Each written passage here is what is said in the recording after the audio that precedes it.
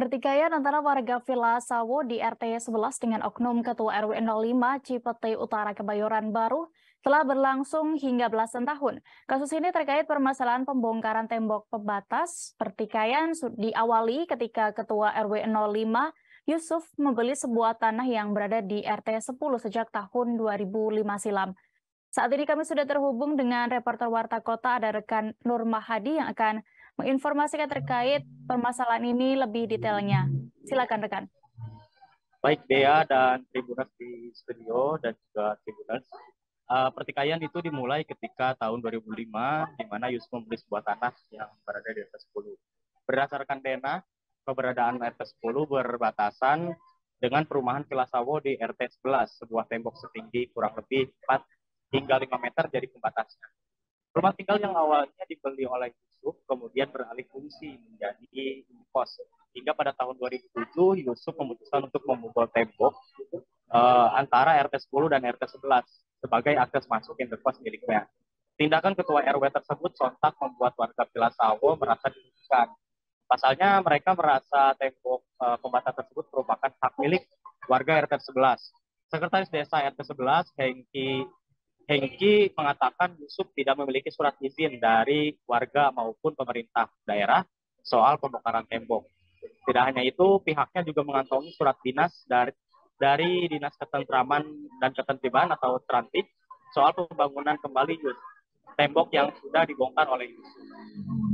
Yang paling membuat warga heran, yakni keberadaan RT 11 dihapus sejak tahun 2007 hingga tahun 2018, sehingga warga yang berada di RT 11 harus bergabung dengan RT 10.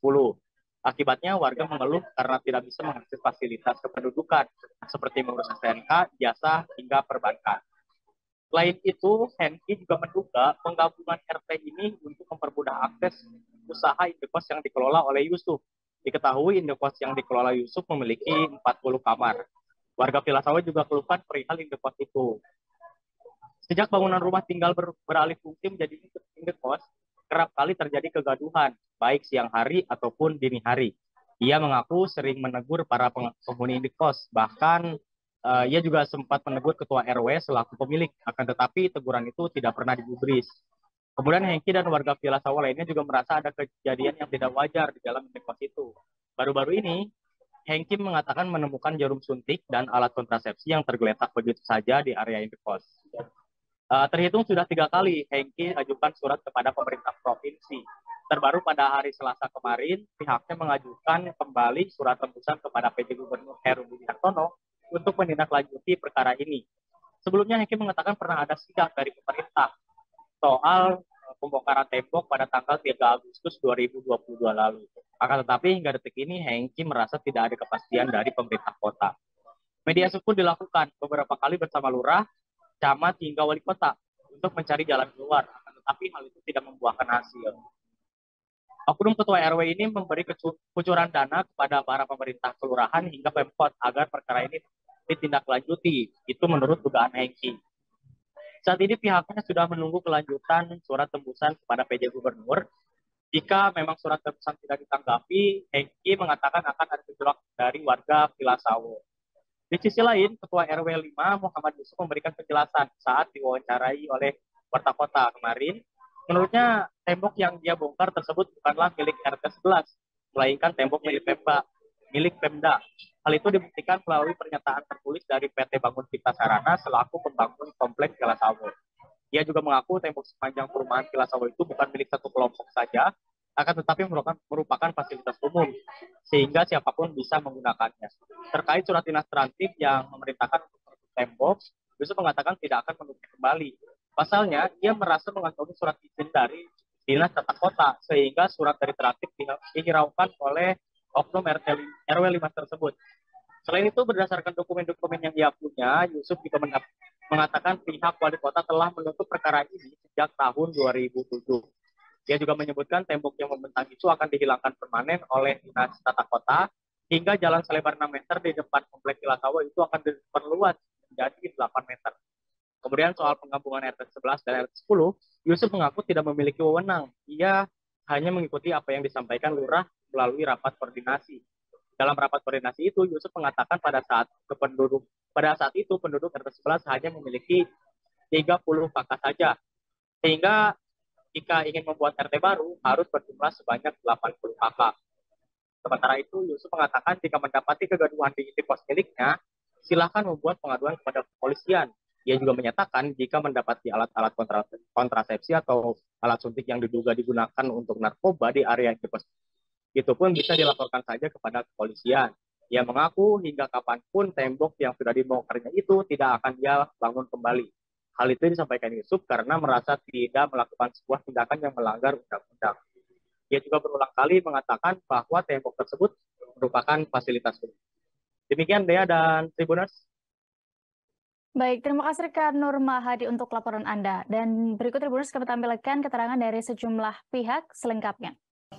Tembok ini ditutup kembali dan kita harus bedakan dia mempunyai izin mendirikan bangunan, terserah dia mau bikin bangunan atau apa, tapi jangan membongkar dan merobohkan tembok. Harus ada izin itu. Tembok ini ditetapkan oleh gubernur, ada SK-nya 3386. Dan yang bisa membongkar ini SK gubernur juga.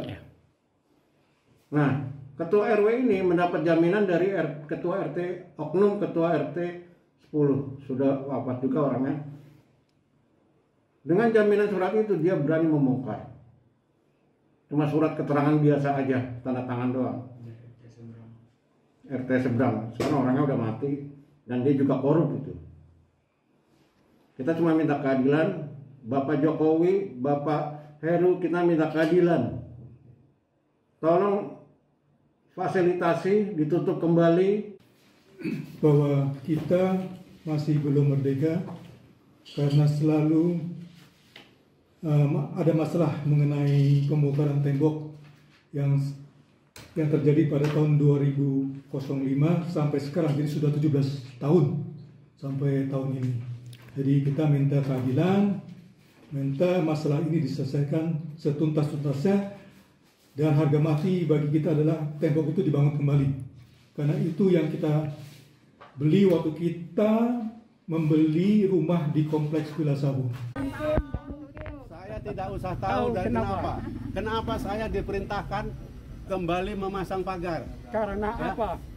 Karena katanya kan tidak sesuai. Tapi kan betul. Ada surat itu yang bohong. Surat yang menyatakan saya harus membuat lagi pagarnya itu untuk kawan-kawan segelintir termasuk Pak Panjaitan, itu sebagai surat sakti. Saya orang yang melawan Kepala Dinas Ramtib. Jadi surat itu ditempelkan di mana-mana. Surat yang Pak pertama Yusuf dengar melawan Dinas Ramtib. Tahu nggak kenapa surat yang pertama itu dicabut? Sesudah surat itu. Terima kasih sudah nonton. Jangan lupa like, subscribe, dan share ya.